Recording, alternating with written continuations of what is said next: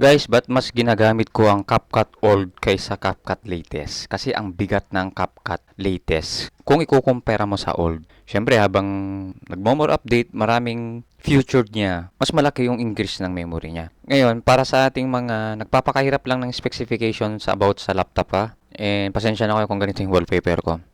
Ganito kasi yan. Meron po kasi akong memory info na tinatawag. Kumbaga, dito ka nakatingin sa kinakain ng lahat ng application. Namomonitor ko dito kung ilan MB o gig yung nasusukat. Parang recent lang ng application sa cellphone. Then, kung wala kang ganyan, pwede ka nang pumunta sa Task Manager, tignan mo kung ilan lahat yung kain niya. Katulad nito, itong pinakamatas ng kain niya sa memory card ko. Ngayon, may free pa akong 38. Kailangan hindi mo mapuno to para hindi siya maghahang, mag 100%. So, ngayon, pag inopen ko ang CapCut version 7 po yan, may ganito po siya. May nadagdagan. Pwede kang mag-sign in, ganito. Ngayon, pupunta tayo sa MemInfo.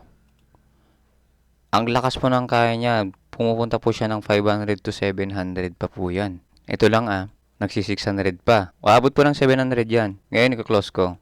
Punta tayo sa CapCut version 4. Siyempre, mababawasan yung memory card niya. Ito na po siya, yung version 4. Old, di ba? Ngayon, pag pupunta ako dito, 250 lang siya. Kain ng memory card niya. So, meaning to say, kaya I'm using old kasi hindi pa siya naghahang.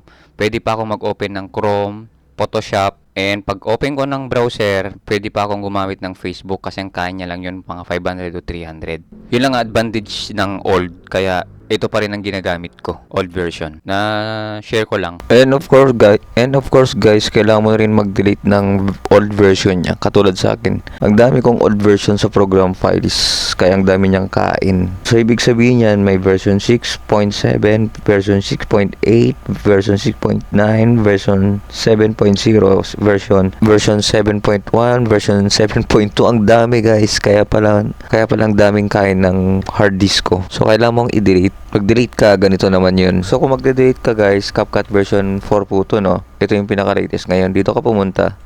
Open location mo lang.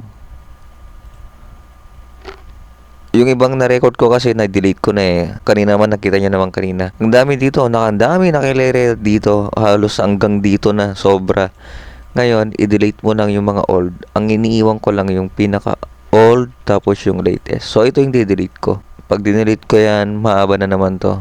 Yun, 1 gig siya guys, pero yung nakaraan na nag-delete ako, halos siya, 12 gig. So, ibig sabihin yan, marami siyang version na nakalagay. Bawat update niya kasi, hindi siya nag-exist.